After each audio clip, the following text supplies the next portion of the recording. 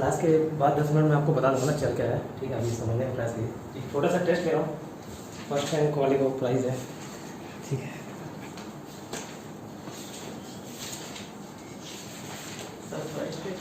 हाँ सरप्राइज तो महीने में 1-2 बार मैं टेस्ट कंडक्ट करूँगा, ठीक है। फर्स्ट सेकंड प्राइज में बुक रखूँगा, तो चाहते हो कि अगर बुक लेना ना पड़े तो मैं ऐसे बुक जो आपके काम आएंगे तो मैं प्राइस में दे दूँगा, ठीक है। तो जो अच्छा पड़ेगा उसको एक बुक मिल जाएगा। शुरू के 4 क्वेश्चन नॉर्मल क्वेश्चन रहेंगे थ्योरी बेस्ड, जो लास्ट का 2 क्वेश्चन है वो ईयर बेस्ड है, सन याद रखने में थोड़ा सा डिफिकल्टी होता है ना, उसके 2 मार्क्स है, बाकी ये 1-1 मार्क्स है, ठीक है। इधर ही सब पूछ रहा हूँ। पुनः बताओ घृणित कार्य किसको पढ़ा बताओ? पररुक्षीय, ठीक है।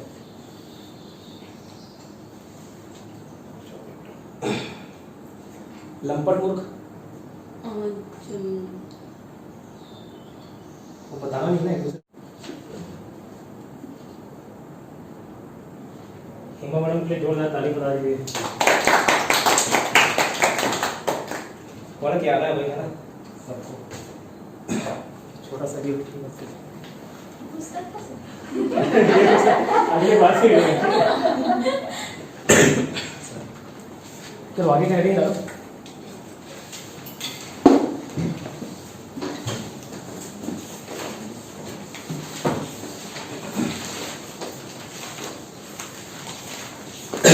रीजन बहुत इंपॉर्टेंट है, रीजन नहीं करोगे तो कोई मतलब नहीं होगा ना। पहले अच्छे धुरंधर जैसे ये सर भी पहले 1-2 साल 3 साल से पढ़ रहे हैं, लेकिन अभी भूल गए, तो इनका मेहनत और आपका मेहनत में कोई अंतर नहीं रह गया। भूल गए तो फिर से इनको मेहनत करना पड़ रहा है ना। सबसे बेस्ट एग्जाम्पल देता हूँ महाभारत के पात्र है कर्ण, अंगराज कर्ण जानते होंगे, ठीक है। तो हम लोग सबसे श्रेष्ठ धनुर्धर में अर्जुन का नाम जानते हैं, लेकिन अर्जुन से भी कई श्रेष्ठ धनुर्धर थे, जैसे एकलव्य हो गया जो अंगूठा काट के देता है ना, और उसके अलावा बर्बरीक हो गया, कर्ण हो गया। लेकिन कर्ण क्यों हार गई युद्ध? और रीजन नहीं किया था, लास्ट टाइम उसको उसकी विद्या याद नहीं आती।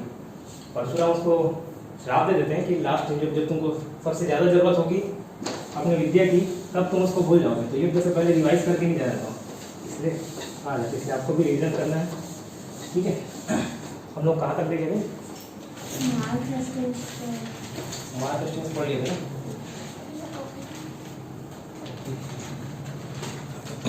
उसमें देखिए पिंडारियों का जिक्र है, पिंडारियों का दमन किया। पिंडारी कौन होते थे? तो पिंडारी एक लुटेरी जाति थी, मतलब जैसे मराठा है, अंग्रेज है, वैसे ही पिंडारी होते थे। ये मराठाओं के साथ मिलकर लूटपाट करते थे। बाहुबली मूवी देखे हो?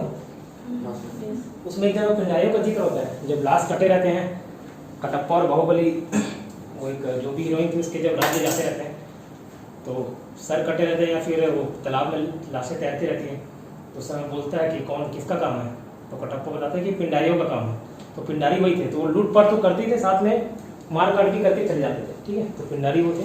एक काश्तकारी अधिनियम का जिक्र हुआ है, काश्तकारी किसानों के था, टेनेंसी एक्ट 1822 में किसानों के लिए बहुत सारे उसमें रिफॉर्म्स लाए गए थे, ठीक है। नियम कानून किसानों से रिलेटेड थे, तो कुछ उसमें इतना याद रखना। आगे हेडिंग डालो एमएस के बाद, सॉरी कौन सा था? मार्क हेस्टिंग्स है ना। मार्क हेस्टिंग्स का कौन है? एमएस। अब हेडिंग डाल लीजिए ना एमएस।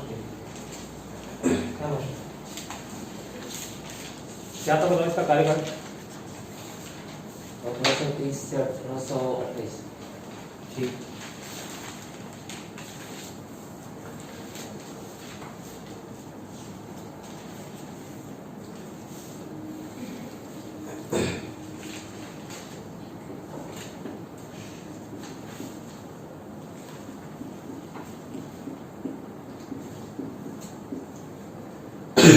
पहला लिखना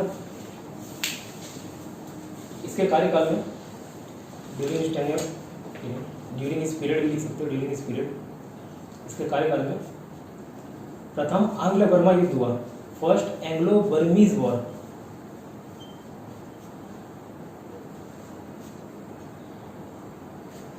एंग्लो बर्मीज वॉर। बर्मा कौन से देश को बोलते जानते हो? हाँ म्यांमार, ठीक है म्यांमार। तो पहले ये जो हमारा ये भारत की नॉर्थ ईस्ट स्टेट है ना इधर, तो पहले ये पूरा हिस्सा हमारा नहीं था इंडिया का, तो अंग्रेज लोग म्यांमार से छीन छीन के लाए। तो म्यांमार जो आज का म्यांमार है, नॉर्थ ईस्टर्न के जो साइड में लगा वो कंट्री, उसको म्यांमार बोला जाता है, बर्मा के नाम से पहले जाना जाता है, ठीक है। तो एंग्लो बर्मा यार वॉर हुआ 1824 से 26, 1824 से 1826। इसको याद रखना बहुत आसान है। देखो नेपाल युद्ध हुआ था 1814 से 1816, ठीक है। 10 जोड़ दो 1824 से 1826, ठीक है। 26 का डबल करोगे कितना आएगा? 52, 1852, ठीक है। तो 1852 ब्रैकेट में आगे लिख लेना कि 1852 में द्वितीय आंग्ल बर्मा युद्ध हुआ है। इसके कार्यकाल में नहीं हुआ लेकिन याद रहेगा आपको। 26 का डबल करोगे 52, तो दूसरा आंग्ल बर्मा युद्ध हुआ।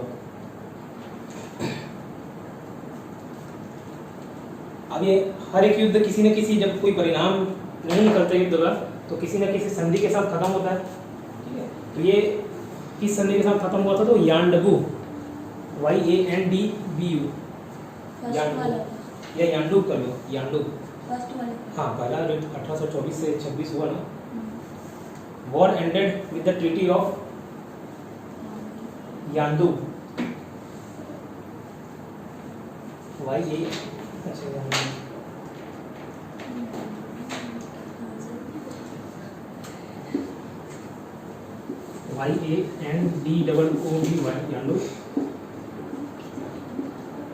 यान्डू, ठीक है। क्या था यान्डू? यान्डू की संधि, ट्रीटी ऑफ यान्डू 26 में समाप्त हुआ, मतलब 26 में संधि हुआ।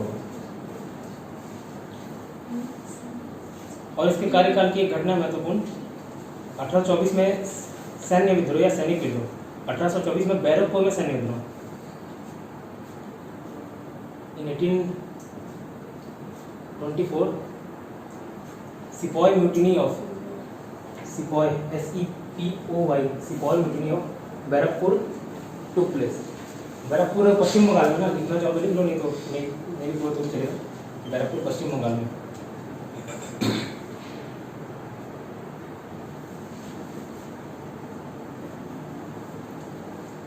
ठीक है। MS के बारे में क्या क्या देखें सबसे पहले। अब अंग्रेज अपना राज्य विस्तार करना चाह रहे थे, कभी नेपाल पे आक्रमण, कभी सिखों पे आक्रमण, ठीक है। उसी क्रम में इनको पसंद आया नॉर्थ ईस्ट स्टेट, ठीक है। नॉर्थ ईस्ट स्टेट काफ़ी सारे प्लांटेशन होते हैं, कॉफ़ी, चाय, तो व्यापार की दृष्टि से भी बहुत उपयोगी था वो जमीन, है ना। तो इनका नजर अब गया बर्मा पे, लेकिन बर्मा काफ़ी दिन तक उसको मतलब छकाया, बहुत दिन तक, क्या होना चाहिए, 2 साल तक कम से कम युद्ध चला। उसमें नुकसान काफ़ी अंग्रेजों का हुआ, बट लास्ट में कुछ एक गलती की वजह से म्यांमार हार जाता है और उसको लास्ट में उसको 1826 का संधि करना पड़ता है, याडो की संधि, ठीक है। तो 1824 से 26 पहला आंग्ल बर्मा युद्ध होता है। नेपाल युद्ध 1814 से 16, तो वहाँ से याद रखना आसान है, पहला आंग्ल नेपाल युद्ध, आंग्ल नेपाल तो एक ही युद्ध हुआ, 1814 से 16, जस्ट 10 जोड़ोगे 1824 से 26, तो ये आपका आ जाएगा बर्मा को, ये आपका नेपाल और इधर वाला बर्मा, ठीक है। तो नेपाल 1814 से 16 और बर्मा 1824 से 26। बर्मा का दूसरा युद्ध भी याद रखना बहुत आसान है, 26 का जस्ट डबल कर दो, कितना आएगा? 1852, ठीक है। आगे वाला सिपॉय म्यूटिनी 1824, अलग अलग सिपॉय म्यूटिनी हुआ। सिपॉय म्यूटिनी जैसे 1857 का भी हुआ, सुने होगा 1857 की क्रांति, ठीक है। और इससे पहले एक और सिपॉय म्यूटिनी हुआ था, कहाँ पे? 1806 में वेल्लोर में, जाति छीनने की वजह से, ठीक है। तो ये 1824 में बैरकपुर में हुआ। तो बैरकपुर प्लेस याद रखेंगे, या तो ईयर पूछेगा 1824, मतलब या तो ये पूछेगा 1824 में कहाँ पे सैन्य विद्रोह हुआ था, तो याद रखना बैरकपुर, या ये पूछेगा बैरकपुर का सैन्य विद्रोह की घटना कब हुई, तो 1824 याद रखना। MS के बाद हेडिंग डालिए बेल्टिक।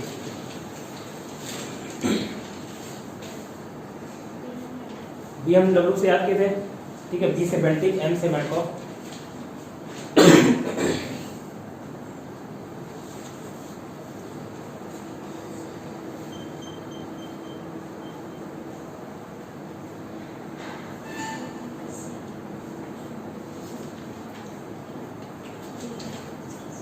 देखो जितने भी अंग्रेज गवर्नर जनरल आए, सिर्फ उनका एकमात्र उद्देश्य रहता था पैसा लूटना है और अंग्रेजों को घेरना है, ठीक है।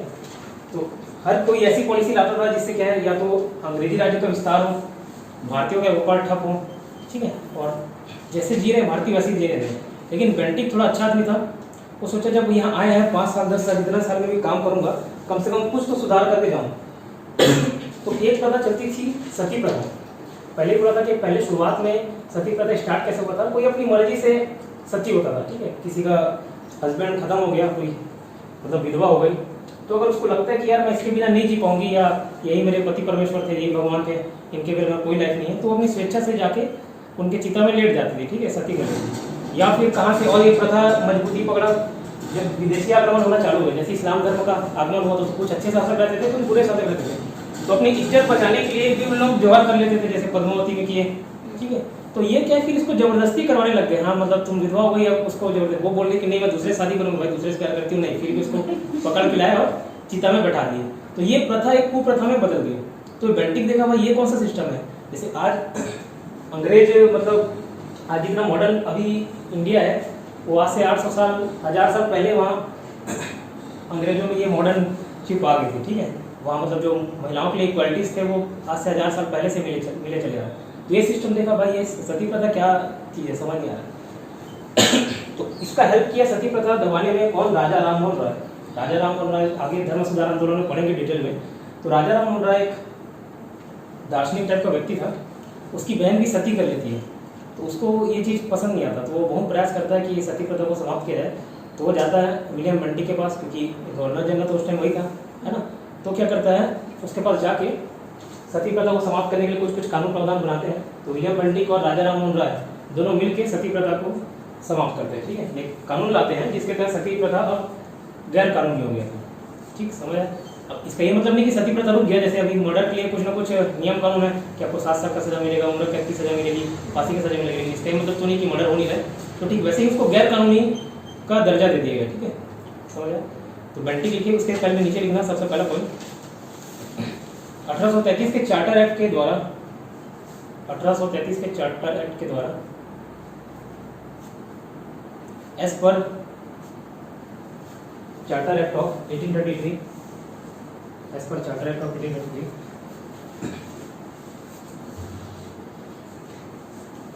बंगाल के गवर्नर जनरल को, या फिर कंपनी या बंगाल दोनों एक ही है, बंगाल के गवर्नर जनरल को भारत का गवर्नर जनरल कहा गया। बंगाल से governor general named as governor general of India.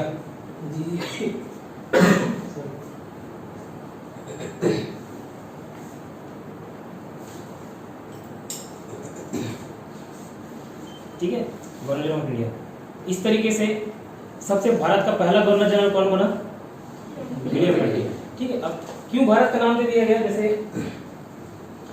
शुरुआत में तो अंग्रेज कम राज्यों पे कब्जा किए हुए थे, धीरे धीरे उनका सहायक संधि हुआ, अभी देखे 1798 हैदराबाद, मैसूर, तंजौर, अवध, पेशवा, तो यहाँ सब सहायक संधि कर लिए गए, तो लगभग वो अंग्रेजों का ही राज्य बन गया था, ठीक है, इनडायरेक्ट रूप से। तो ओवरऑल कहीं ना कहीं पूरे भारत के हर हिस्से में अंग्रेजों का दबदबा था। तो फिर वो बंगाल, मद्रास, ये सब का नाम ना देके क्या बोले कि अभी भारत के गवर्नर जनरल, पूरा भारत हमारे कब्जे में है, ठीक है, क्लियर। भारत का गवर्नर जनरल इस तरीके से कौन बना, विलियम बेंटिक, ठीक। नेक्स्ट पॉइंट लिखिए, he abolished Sati, he abolished सती, उसने सती प्रथा का उन्मूलन किया। ब्रैकेट में लिख लेना, राजा राम मोहन राय के संयोग से, राजा राम मोहन राय के संयोग से। he abolished Sati with the help of राजा राम मोहन रॉय, राजा राम मोहन रॉय।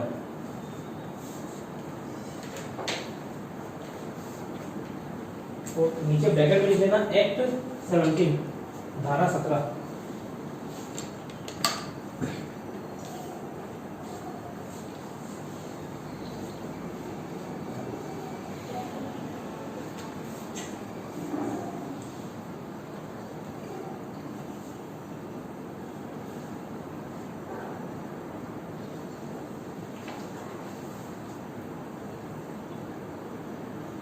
देखो ये धारा याद रखना आसान है, पूछता है 7 से 17, 7 से सती, ठीक है, 7 से 17, 7 से सती। आगे एक दास प्रथा भी आएगा, दास प्रथा का भी अंत होता है, अभी लिखना ना। तो दास प्रथा का एक्ट है 5। अब 5 को कैसे याद रखोगे, मतलब किसी को गुलाम बना लिए, दास बना लिए, तो मतलब पूरा ऐसे जकड़ लिए उसको, मुट्ठी में जकड़ लिए, तभी वो दास बनेगा। तो ये 5, दास प्रथा क्या है 5, ठीक है। और सती प्रथा क्या है 17, 7 से सती, 7 से 17, ठीक है। तो सती प्रथा का अंत एक्ट 17 के द्वारा उसका अंत किया गया, ठीक है। उसके अलावा आगे लिखना, कि सप्रेस्ड ठगी, THUG, ठीक है, उसने ठगी प्रथा का भी दमन किया, ठगी प्रथा का दमन किया। कर्नल सलीमन की सहायता से, कर्नल सलीमन की सहायता से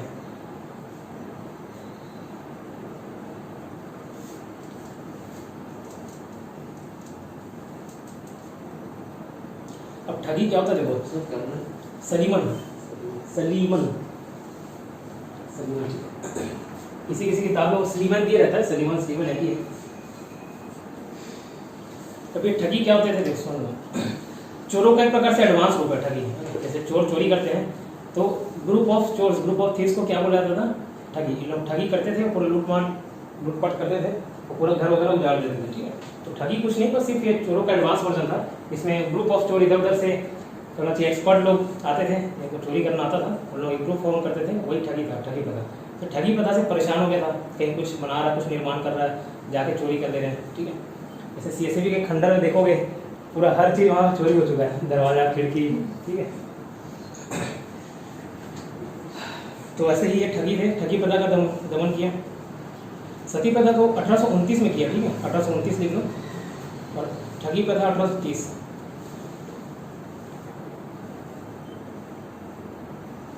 सती प्रथा का 1829।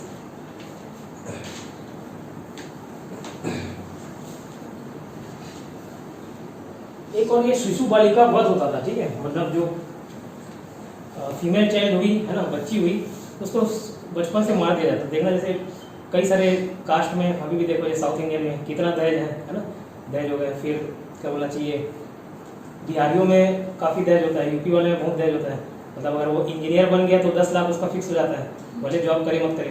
तो ऐसे दहेज सिस्टम चलता था। तो क्या जो गरीब है वो कहाँ से अफोर्ड करेंगे, और अगर शादी नहीं होता मतलब नाक कटने वाली बात होती है, तो गरीब है ऑलरेडी और कहाँ से वो दहेज कितना पैसा लगे। तो ये सब कारण रहा आगे चल के, जो बेबी चाइल्ड होती थी, फीमेल चाइल्ड, उसको मार दिया जाता था, ठीक है। और कई सारे कारण थे, जैसे राजपूतों में मतलब अगर लड़का भाग के शादी किया या भगा के लेके आया तो उसको गर्व समझते थे, ठीक है। लेकिन लड़की भाग के चली गई तो नाक कट गया, तो सीधा उन लोग लड़कियों को काट दिया जाता था। तो इस वजह से ये नाक आगे चल के नाक कटाया ना करके बच्चियों को मार दिया जाता था। और कई कारण से बच्चियों को मतलब नहीं रखा जाता था, ठीक है, पालने को नहीं करते थे।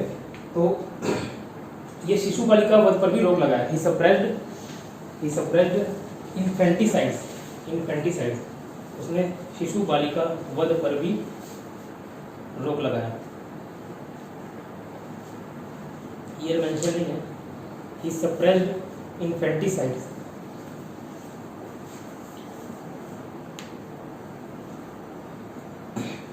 इन्फेंट मतलब होता है छोटे बच्चे, 0 से 6 वर्ष के जो रहते हैं उसको इन्फेंट बुलाते हैं। इन्फेंटिसाइड, साइड का मतलब होता है किसी भी कत्लेआम करना, मतलब तो इन्फेंटिसाइड मतलब छोटे बच्चों का करते हैं इन्फेंटिसाइड।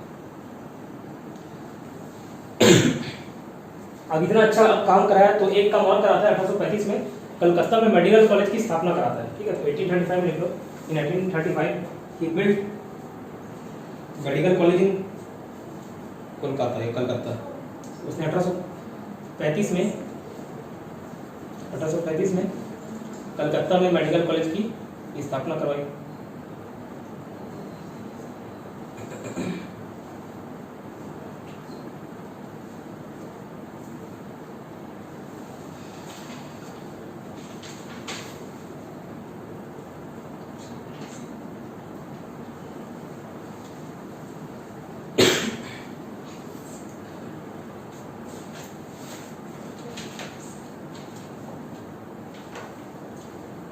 तो विलियम बेंटिक का नाम उन गवर्नर जनरल में गिना जाता है जिन्होंने भारत के लिए कुछ किया, ठीक है, कुछ करके गए, कुछ अच्छा काम करके गए। जैसे सती प्रथा, ठीक है, ठगी प्रथा, परेशान थे, है ना। और जैसे शिशु बालिका पर रोक लगाया, तो नियम कानून से क्या होता है, कुछ लोग डर जाते हैं। जैसे जिनको करना हो तो करेंगे, चोरी के लिए सजा का प्रावधान, लेकिन जिनको करना होता है करते ही हैं। तो वैसे ही शिशु बालिका भी हत्या होते रहती थी, लेकिन कम से कम नियम कानून के डर से कुछ थोड़ा सा उसकी संख्या में गिरावट आई, क्लियर। तो शिशु बालिका वध पर रोक लगाया। उसके आगे कलकत्ता मेडिकल कॉलेज की स्थापना की। लेकिन इसके कार्यकाल में एक दाग लग जाता है, जो मैसूर अभी तक हम लोग पढ़ रहे थे 1799 में, जब टीपू सुल्तान की हत्या करता है, हत्या हो जाती है, ठीक है। उसके बाद वहाँ सहायक संधि छोड़ दी जाती है और सहायक संधि के चलते चल रहा था। बट लोग विलियम बेंटिक क्या करता है, बहुत दिन हो गए तुम हमारा बात नहीं मान रहे हो, मैसूर को कब्जा कर लेता है, ठीक है। तो 1831 में मैसूर पे कब्जा करता है और एक कर्नाटक के क्षेत्र है कुर्ग और मध्य कचेरी, इस पे कब्जा करता है। तो आगे लिखिए, In 1831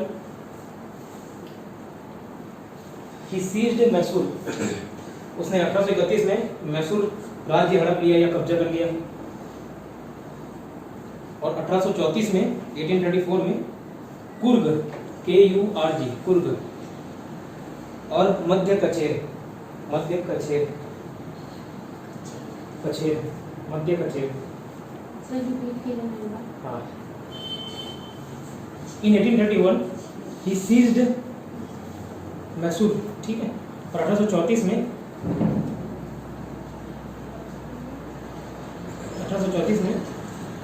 कुर्ग एवं मध्य कचेर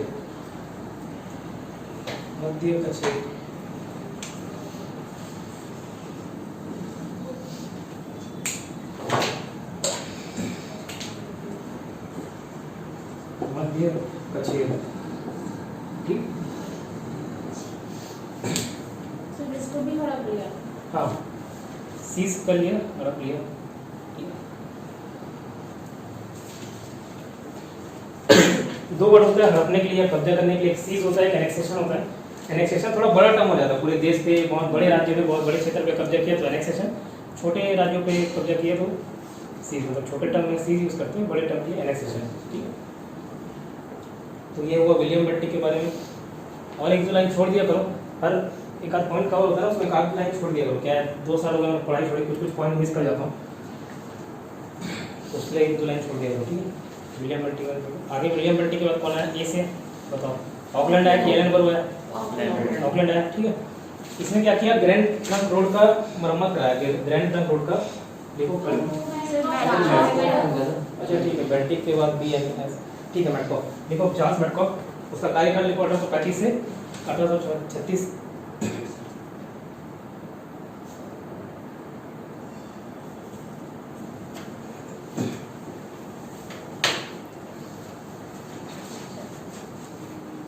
अब होता है धीरे धीरे जब अंग्रेज राज्य आए है ना, अंग्रेजी राज्यों का कब्जा हुआ तो इन लोगों का अत्याचार बढ़ने लगा। तो धीरे धीरे लोगों को समझ आया कि नहीं यार, ये तो मतलब बहुत ज़्यादा इनका अत्याचार हो गया है ना, हर प्रकार से शोषण कर रहे हैं।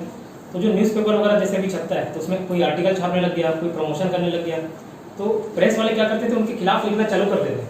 तो इससे पहले जो गवर्नर जनरल आए वो क्या किए, उन पर प्रतिबंध लगा दिए कि जो अंग्रेजों के खिलाफ लगेगा उसका हम जो प्रेस है वो रिलीज नहीं होने देंगे, ठीक है। न्यूज़पेपर रिलीज नहीं होने देंगे या आर्टिकल लिखने नहीं देंगे, ठीक है।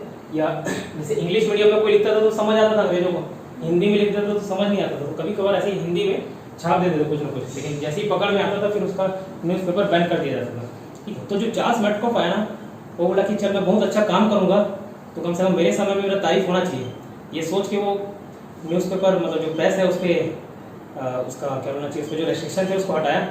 लेकिन 1 साल में फिर उसी को हटा दिया गया, ठीक है। तो 1835 से 1836 उसके कार्यकाल बहुत कम है, 1 साल, ठीक है। तो चार्ल्स मेटकॉफ लिखो।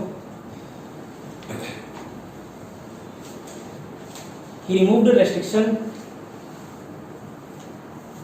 He removed all restrictions. उसने प्रेस पर से सभी प्रतिबंध हटा दिए। He removed all restrictions for press. इसलिए उसे प्रेस, भारतीय प्रेस का मुक्तिदाता कहा जाता है। Therefore, he was called savior of liberty,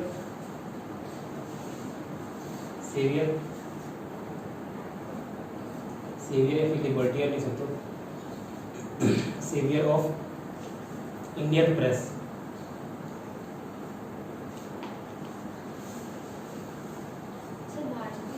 भारतीय प्रेस मतलब इंडियन प्रेस पे लगाया था, अंग्रेजी प्रेस और किसी चीज पे।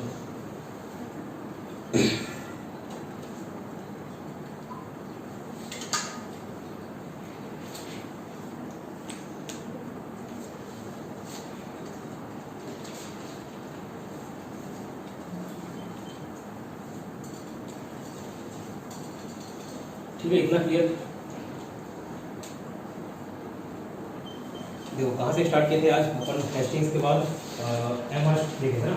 एमहर्स्ट 1814-16 में नेपाल का युद्ध होता है ना, 10 जोड़े। तो 1824-26 में किसका युद्ध हुआ, आंग्ल बर्मा, ठीक है, एंग्लो बर्मीज वॉर हुआ, ठीक, जो कि किस संधि के साथ खत्म हुआ 1826 में, यानडो की संधि, ठीक है, यानडो की संधि के साथ खत्म हुआ, क्लियर। और 1824 में ये एक विद्रोह हुआ बैरकपुर में, ठीक है, बैरकपुर में सैन्य विद्रोह हुआ। तो इसको याद रखना, जैसे आगे चल के ईयर भूल जाओगे।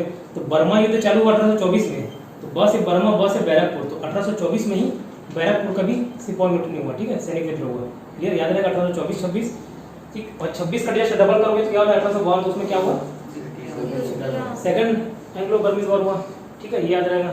उसके बाद हेमस्ट के बाद कौन है, तो बेल्टी का है, ठीक, बेल्टी को अच्छे कामों से जाना जाता है, सती प्रथा का उन्मूलन किया, ठगी प्रथा का उन्मूलन किया, है ना, शिशु बालिकाओं पर मतलब जो उसकी हत्या होती थी उसको, उस पर रोक लगाया, ठीक है। मेडिकल कॉलेज की स्थापना की 1835 में, है ना, बस उसमें दाग किस में लग जाता है उसके कार्यकाल का, तो 1831 में मैसूर को हड़प लेता है और 1834 में कर्नाटक और मतलब सॉरी कुर्ग और मध्य प्रदेश, ठीक है, कुर्ग कर्नाटक की जिला है, ठीक है। और क्या बोले, विलियम बेंटिक के बाद मेटकॉफ, है ना, तो मेटकॉफ 1835 से 36 का कार्यकाल रहता है। तो ये प्रेस पर से जो प्रतिबंध रहता है, जिसमें कि रेस्ट्रिक्शन रहते हैं, उसको हटा देता है, ठीक है। आगे लिखो, मेटकॉफ के बाद ऑकलैंड, ठीक है।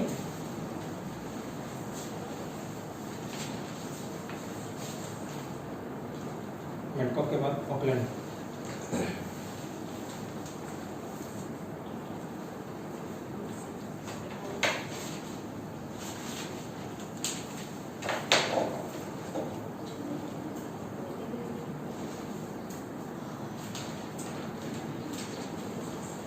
तो उसके बारे में लिखो दो। उसने grand trunk road, grand trunk road, grand डिलन वाला ग्रैंड ट्रंक रोड का मरम्मत करवाया। He got Grand Trunk Road repaired.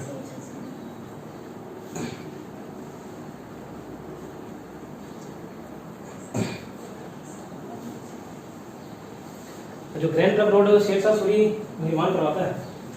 अब ये कहाँ से कहाँ तक रहता है, तो उसके बीच में विवाद है ना, मतलब उसने निर्माण कराया, कोई वो किसी किताब में लिखा हो कोलकाता से अमृतसर, कोई बोलता है वो पाकिस्तान तक जाता था, कोई बोलता है मध्य एशिया तक जाता था, तो इसमें उसका मैं लिखाया नहीं है ना, एक कोई प्रॉपर मेरे को फैक्ट नहीं मिला उसका, ठीक है।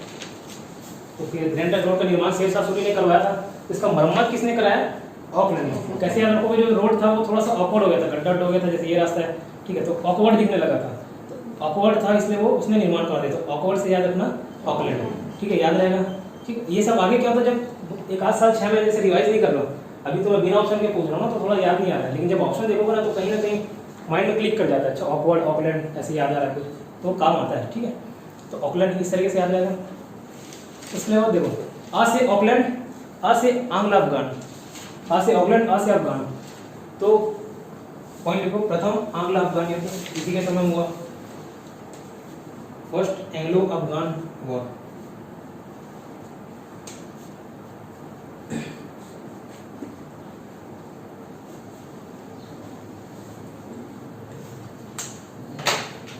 अफगानिस्तान कहाँ पे है, देखो ये इधर वाला पाकिस्तान का एरिया ना, आज का पाकिस्तान, पाकिस्तान के बाद आता है अफगानिस्तान, फिर इराक, ईरान इराक ये सब देश पड़ता है। तो अफगानिस्तान पे दो राज्य बोलना चाहिए या देश बोल लो, दो देश लड़ते रहते थे। एक तो पहला था रशिया। अब रशिया कहाँ है, तो यहाँ पे नेपाल के बाद आपका क्या पड़ता है, देखो तिब्बत, जिसमें चाइना का दर्ज है तो चाइना ही बोलो।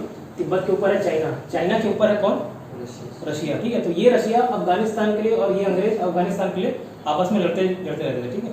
तो रशियन सपोर्ट करते थे किसको, अफगानों को, ठीक। तो पहला अफगान युद्ध हुआ, आंग्ल अफगान युद्ध 1839 से 42 में, 1839 से 1842 में।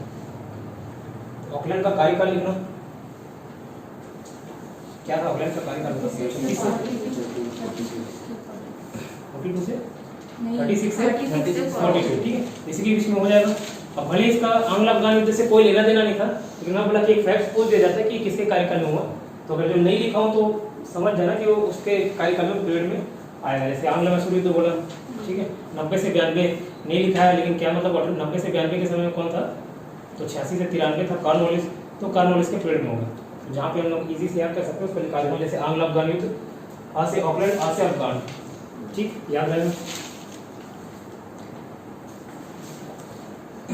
उसके बाद रखो एलन बरो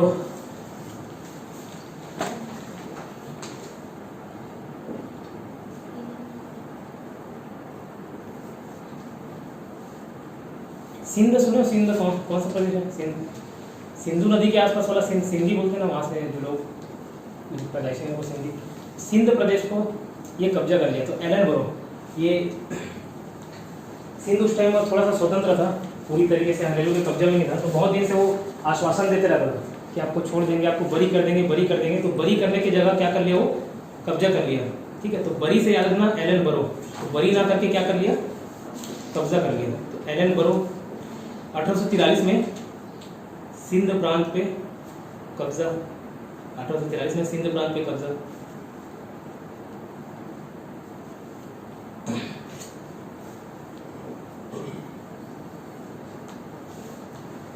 ठीक है, कैसे याद रखोगे? एलन बरो का बरो से बरी याद रखना। तो सिंध को बरी करने की बात कर रहे थे, लेकिन वो बरी किए नहीं, कब्जा कर दिया। ठीक है, तो एलन बरो सिंध प्रांत कब्जा।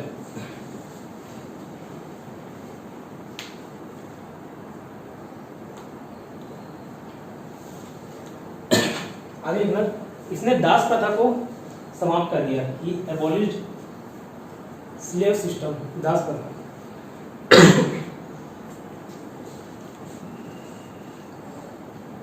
ये एबॉलिश्ड स्लेव सिस्टम 1843 में एक्ट 5 के द्वारा, धारा 5।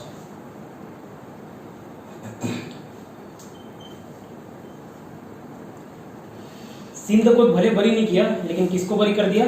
दासों को। तो दासों से याद रखना, दासों को बरी किसने किया? बरी से एलन बरो। ठीक है, याद रहेगा एलन बरो। नेक्स्ट कौन लिखे? हार्डिंग नेक्स्ट जो था। एलन बरो के बाद कौन आता है? बमा HDC, एक्सी हार्डिंग। ठीक है, लॉर्ड हार्डिंग।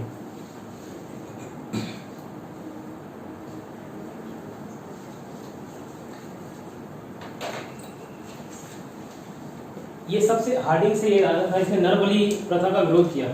ये नरबली प्रथा पर प्रतिबंध लगाया। ये पुट रेस्ट्रिक्शंस ऑन, नरबली को बोलेंगे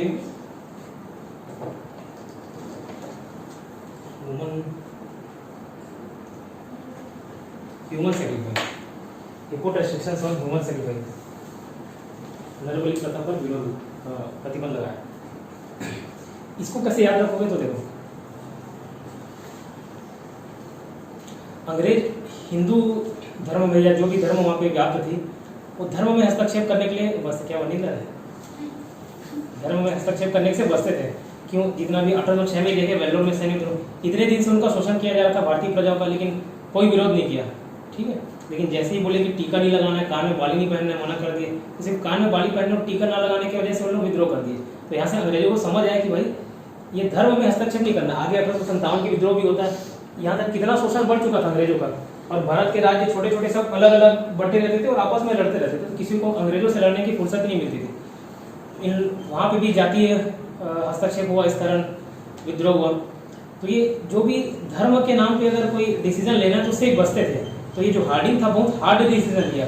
क्या हार्ड डिसीजन लिया? नरबली का विरोध किया। तो नरबली आज भी कहीं ना कहीं गुप्त रूप से प्रचलित है। जैसे बड़े बड़े बिल्डिंग बनते तो बोला था कि वहाँ एक नरबली दिया जाता है, बड़े कंस्ट्रक्शन होते हैं। तो पहले अभी आज भी जनजातियों में एक प्रथा प्रचलित है, शायद बहुत हद तक कम हो गया, पर नरबली दे दिया जाता है। तो जैसे जनजातियों में काफ़ी हद तक प्रचलित था। तो नरबली प्रथा का मतलब इसने क्या किया? विरोध किया, फिर उसको बंद करा दिया नरबली का।